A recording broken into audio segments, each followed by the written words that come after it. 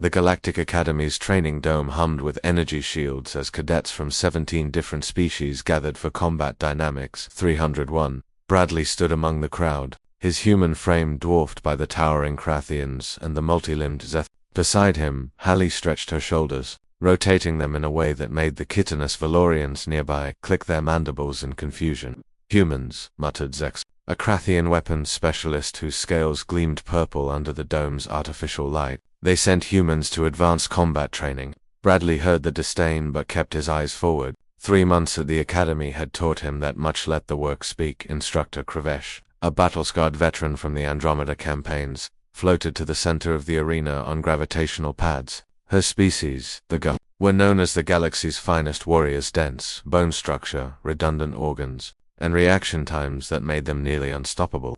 Today Kravesh's voice boomed through translation nodes. You faced the Corval. A collective gasp rippled through the cadets. Even Bradley felt his heart rate spike. The Corval were engineered predators from the outer territories, 600 pounds of muscle, natural armor plating, and claws that could shred through standard combat suits. The exercise is simple, Kravesh continued. Survive 30 seconds in the ring. Use any technique taught in this academy.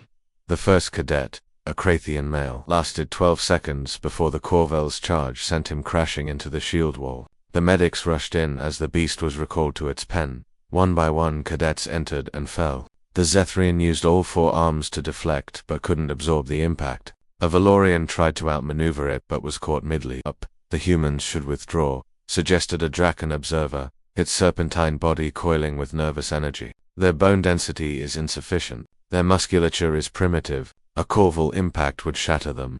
Bradley glanced at Hallie. She was watching the beast with an intensity he recognized, the same look she got before her morning runs. The ones where she pushed until other cadets begged her to stop. Cadet Hallie, Kravesh called. You're next. The arena fell silent. Even the Corval, pacing in its holding area, seemed to pause. Hallie walked to the center, her steps measured and calm. She wore the standard academy training suit, no enhancements, no weapons. Bradley's fists clenched. He'd seen what the Corval did to species with twice the human durability. The beast was released. It didn't circle or test. It charged 600 pounds of predatory rage, accelerating to devastating speed. The cadets leaned forward. Zexter whispered, "She'll be broken." But Hallie didn't run. She didn't even flinch. She dropped her center of gravity, knees bending, weight shifting to the balls of her feet. Her arms came up, not in a defensive posture, but in anticipation. As the Corval closed the final meters, something ancient and primal flickered in her eyes, the genetic memory of persistence hunters, of humans who once chased prey across African plains, until exhaustion claimed them.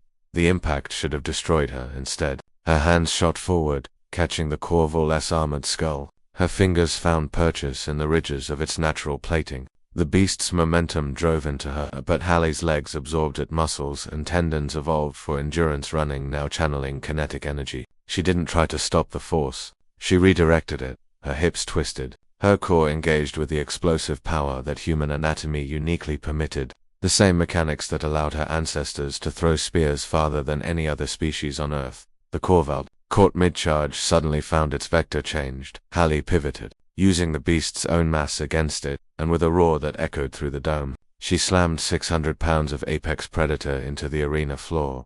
The impact cracked the reinforced surface.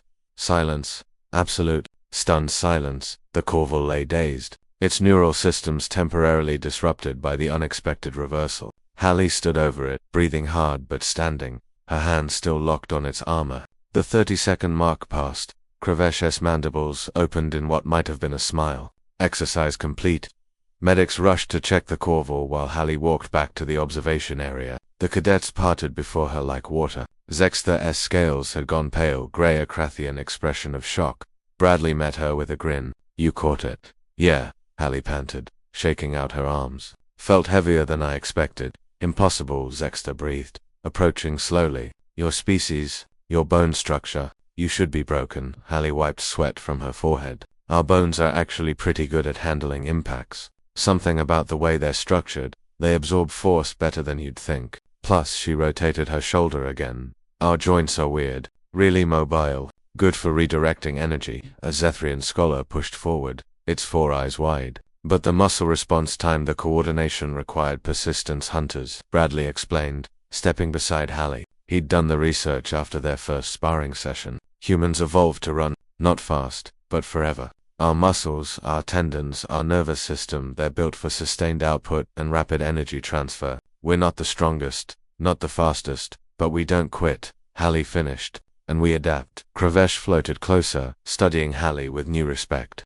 You didn't fight its nature, you used it. Seems smarter than trying to outmuscle it, Hallie said. My dad taught me judo when I was 7. First lesson, use their momentum against them. The instructor's translator node hummed. For 3,000 years, the Galmari have studied combat. We've never seen a species catch a corval charge. First time for everything, Hallie replied. Over the following weeks, the story spread through the academy. The human who caught the beast, the species that shouldn't survive but somehow thrived. Other cadets began watching the humans differently, not with pity, but with cautious respect.